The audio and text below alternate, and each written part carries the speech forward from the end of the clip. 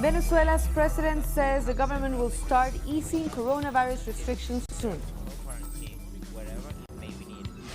Costa Rica legalizes same-sex marriage.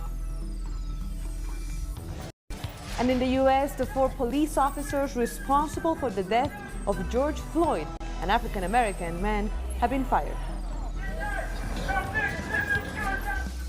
From the headquarters of Telesur English in Quito, Ecuador, I'm Carla Gonzalez, and this is From the South.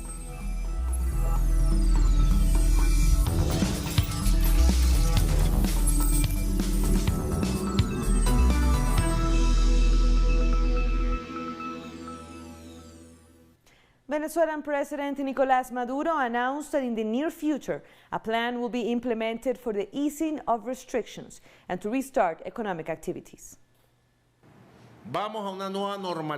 We are entering a new normal that will have several mechanisms to restart economic activities under a controlled quarantine wherever it may be needed.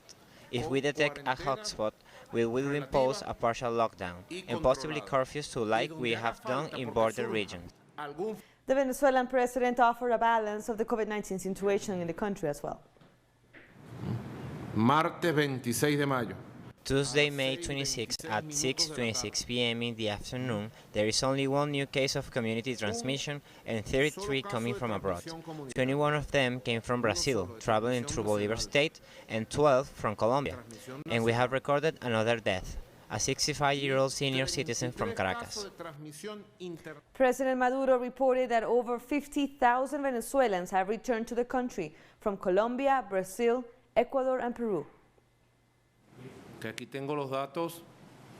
As of Tuesday, 50,210 Venezuelans have returned to Venezuela. Of those, 29,980 came through Táchira State, 5,581 through Zulia, 300 arrived at the Maiquetías airport in La Guaira. Another 12,000 came through Apure, 2,133 to Bolívar, 109 through Amazonas, and 90 indirect flights to Lara State. Trinidad and Tobago's Foreign Affairs Minister has accused the nations that signed the Rio Treaty of distorting the agreement to meddle in Venezuela's affairs. He said his country is therefore not bound by any decision to place travel bans and sanctions on Venezuelan diplomats. Dennis Moses was defending the visit of Venezuela's vice president to Trinidad and Tobago in March. The distortion of the Rio Treaty, a collective self-defense pact to treat it in matters internal to Venezuela without the consent or request of that country, is questionable and does not sit well with the intended purposes of the treaty. Indeed, as the Rio Treaty explicitly informs, none of the provisions of the treaty shall be construed as impairing the rights and obligations of the high contracting parties under the Charter of the United Nations. Trinidad and Tobago takes the position that it is not bound by these recent decisions of the Rio Treaty, inclusive of the travel restrictions imposed on the Vice President of Venezuela. During his weekly report, the Secretary General of Nicaragua's Ministry of Health offered the latest report on the COVID-19 pandemic. During this week of May 19 to May 26, we have carefully monitored 480 Nicaraguans, some of whom have tested positive for the virus and others who remain in observation. Likewise, 171 people have been sent to their homes after the quarantine period. Since the beginning of the pandemic, we have been working to provide assistance to Nicaraguans' families. Now let's turn to Costa Rica. The country became the latest one to legalize same-sex marriage early Tuesday when a ruling from its Supreme Court went into effect, ending the country's ban. Couples held ceremonies, mostly private due to the COVID-19 pandemic, but some were broadcast to celebrate their unions before judges and notaries after the ban was lifted at midnight. Costa Rica is the 6th country in Latin America to legalize the same-sex marriage, following most recently Ecuador, which allowed it last year. It is also permitted in some parts of Mexico. In the Dominican Republic, economic activities are being gradually reactivated. Authorities have implemented measures that benefit mainly companies and come 2 months after the lockdown was imposed, as the virus affected more than 15,000 citizens in the country. Despite concerns of a resurgence of the coronavirus, The gradual reopening of the economy is moving forward towards its second phase, scheduled for June 3rd. The third phase is currently scheduled for June 17th, when businesses with up to 50 employees will be able to work with 100% of their workforce. We are not doing well. I came up to clean up today as we have been closed for over 2 months. It seems we have to go back to work on the 3rd. So we hope for things to improve a little because things have been rough during this time. Haitian death squad leader Emmanuel Toto Constant has avoided deportation by U.S. officials on Tuesday, but human rights activists say he could be back in Haiti as early as next week. Let's turn to our correspondent, Jorge Gestoso, with more details. Thank you.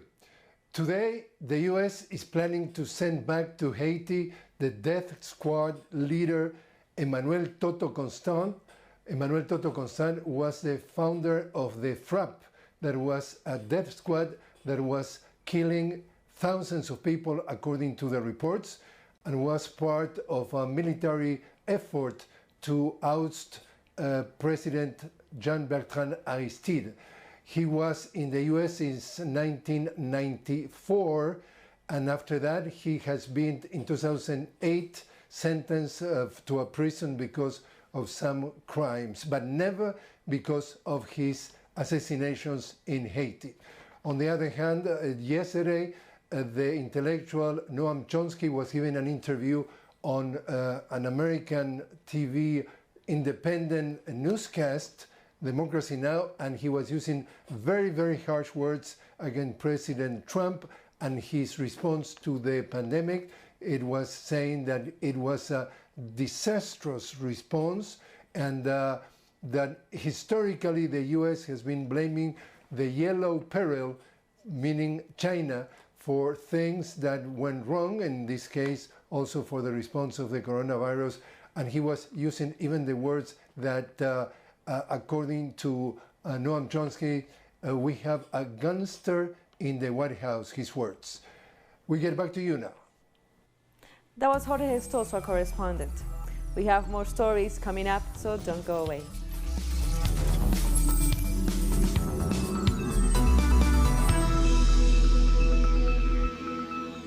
Welcome back. As Brazil's daily death toll from COVID-19 climbs to be among the highest in the world, a study is warning their total death toll could be 125,000 by early August. Health officials say Brazil must follow the lead of Wuhan, China, as well as Italy, Spain, and New York, by enforcing mandates and measures to gain control of a fast-moving epidemic. On Monday, Brazil's 24-hour death toll was, for the first time, higher than in the United States. According to the health ministry, Brazil registered 807 deaths, while 620 people died in the United States.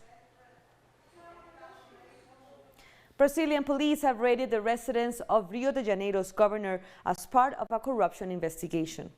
Wilson Witzel, a political rival of President Jair Bolsonaro, has had his official residence searched by police as part of an investigation into misuse of funds to fight the coronavirus pandemic. The federal police carried out 12 search and seizure warrants in Sao Paulo and Rio de Janeiro to gather evidence about alleged embezzlement of funds for field hospitals. Though Witzel is a socially conservative politician like Bolsonaro, the two parted ways when the governor advocated for stricter quarantine measures, while the president pushed for reopening the economy. Let's turn to our correspondent, Brian Meir, in Sao Paulo, for more details. Federal police raided the mansion of Rio de Janeiro Governor Wilson Witzel today as part of the placebo investigation, which is looking into fraud and embezzlement committed during the erection of Rio de Janeiro's field hospitals for the coronavirus outbreak. Although several field hospitals have been built, tents have been put up, beds, they don't have doctors in them yet, even though the hospital system in the state is on the verge of collapse. What people are wondering about is the timing of this, because in a video that was released of an April 22nd cabinet meeting recently by the Supreme Court, Bolsonaro is seen swearing and insulting Governor Witzel from Rio and Governor Doria from São Paulo for refusing to follow his suggestions to end all isolation and lockdown orders. Furthermore, his cabinet minister, Damaris Alves, is seen on this video, suggesting that Bolsonaro arrest governors who don't follow his advice on the coronavirus pandemic. The result is that everybody is questioning the timing here. Was Governor Witzel raided by the federal police because he refuses to end isolation orders in Rio de Janeiro, as Brazil is poised to become the world leader in coronavirus deaths and infections? That was Brian Mir from Brazil. Now let's turn to Paraguay. National doctors' unions took to the streets to demand the approval of a retirement law that is being held up by the president. Union leaders warned that they could go on strike if President Mario Abdo Benitez continues to ignore their demands. After several years of fighting, in 2019, the medical union managed to push a retirement law through Congress. While the law is currently active, workers say that the president has not signed his approval and is holding up its implementation.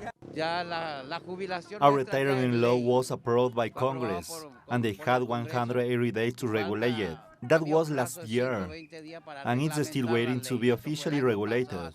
Until that happens, it can't be properly applied. Health workers mobilized in support of this law and have called attention to doctors who are over 60 years of age but continue to work despite being in the high-risk group for COVID-19. This pandemic has made things worse because some of our doctors are in the high-risk age group. Some are over 65 and should be in their homes, retired. Some have even worked for more than 30 years and still can't go home.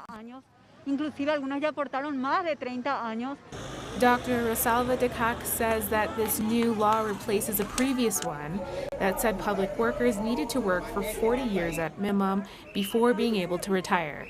The parameters will remain in place until the president gives final approval to the new law. We are asking to replace Law 1626, which says public workers need to have worked for 40 years and be 65 years old before being allowed to retire with full benefits. Doctors have asked to speak with the president, but the response they have received was that the president, Abdo Benitez, will meet with them after the pandemic ends. As such, the union has said that doctors could go on strike soon. What can be a response to this offense? We need to strike. We have run out of options. We have asked to speak with the finance minister, with the president, but they keep putting us off. They say they have to wait until the pandemic is over. So I guess we'll wait until the pandemic is over too. And to top this all off, there is a widespread shortage of medical supplies to treat the novel coronavirus. The American continent has emerged as the new epicenter of the COVID-19 pandemic, according to the World Health Organization, as a study forecasts deaths surging, mostly in Latin American countries, through August. More than 2.4 million cases of the novel coronavirus have been reported in the continent, with more than 143,000 deaths. Latin America has also surpassed Europe and the United States in daily infections. In South America, we are particularly concerned that the number of new cases reported last week in Brazil was the highest for a 7-day period since the outbreak began. Both Peru and Chile are also reporting a high incidence, a sign that transmission is still accelerating in these countries. For most countries in the Americas, now is not the time to relax restrictions or scale back preventive strategies. Now is the time to stay strong, to remain vigilant, and to aggressively implement proven public health measures. South Africa's President Cyril Ramaphosa announced that places of worship will reopen when the country moves into phase 3 of a 5-tier coronavirus lockdown next month. We have therefore determined that as part of the regulations for alert level 3, the current restrictions on congregational worship will be eased in a carefully measured way. Churches, synagogues, mosques, temples, and other recognized places of worship may resume services, but these will be limited in size to 50 people or less, depending on the space available. As we worked tirelessly to heal the divisions of the past, so too will our united action bring us healing from this pandemic. May God continue to bless South Africa and protect her people. China has sent an expert team to Equatorial Guinea to assist the African country in its response to the COVID-19 pandemic. At the invitation of the government of Equatorial Guinea, a 12-member Chinese medical expert team arrived in Malabo on May 25th and was warmly welcomed by the representatives of the government.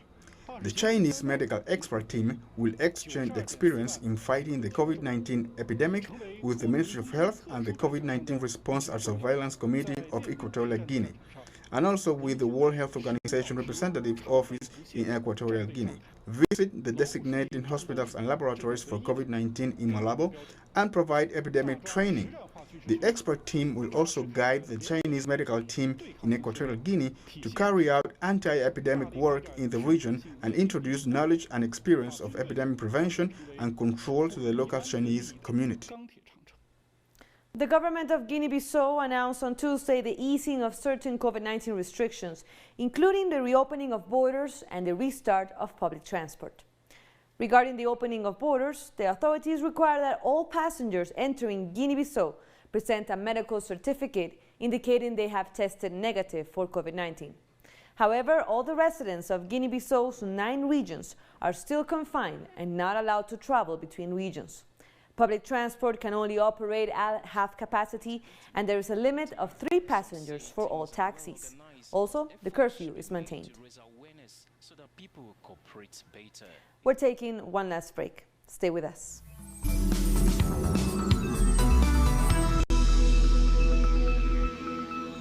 Thank you for joining us again.